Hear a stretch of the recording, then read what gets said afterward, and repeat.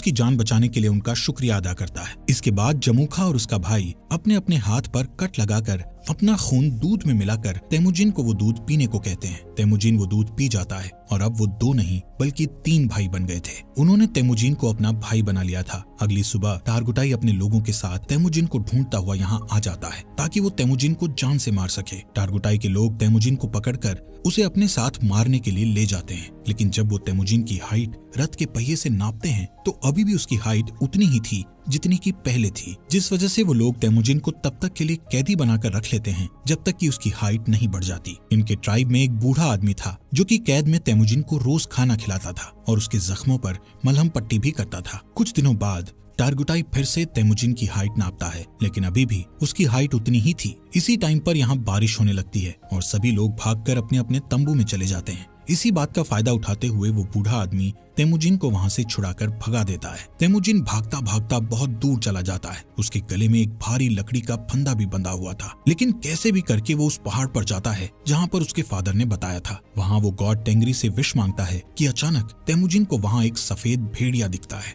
जिसके तुरंत बाद उसके गले में बंधा हुआ लकड़ी का फंदा भी अपने आप ही खुलकर नीचे गिर जाता है। यहाँ से सीन कट होता है और हम सन 1186 में तेमुजिन को देखते हैं, जो कि अब एक नौजवान लड़का बन चुका था। लेकिन तेमुजिन अभी भी टारगुटाई के लोगों से बचकर भाग रहा था। कई सालों से टारगुटाई के लोग तेमुजिन को ढूंढ रहे थे और एक दिन वो तेमुजिन को ढूंढ ही लेते हैं और उसे पकड़कर फिर से कैदी बनाकर उसी लकड़ी के फंदे में रखते हैं जिसमें उसे बचपन में रखा गया था। अब क्योंकि तेमुजिन की हाइट और उम्र बढ़ चुकी थी, इसलिए उसके मरने के चांसेस बहुत ज्यादा थे। लेकिन टारगुटाई उसे जान से नहीं मारता क्योंकि वो उसे अपनी जान की भीख मांगते हुए देखना चाहता था। लेकिन तेमुजिन टारगुटाई से बोलता है कि मैं खुशी खुशी मर तो सकता हूँ, लेकिन तुम्हारे आगे अपनी जान की भीख कभी नहीं मांगूंगा। ये सुनकर टारगुटाई उसे टॉर्चर करना शुरू कर देता है और उसे कहता है कि अब मैं तुम्हें धीरे धीरे तड़पा तड़पा कर मारूंगा। यहाँ पर हम देखते हैं कि वो बूढ़ा आदमी अभी तक जिंदा था और वो फिर से तेमुजिन के पास जाकर उसे पानी पिलाता है। उसी दिन शाम को जब सभी लोग आपस में बिजी थे तो टारगुटाई तेमुजिन के पास अकेला उससे बात करने जाता है। इसी बात का फायदा उठाकर तेमुजिन उसी लकड़ी के फंदे से जिससे उसे बांधा गया था उससे टारगुटाई को मारकर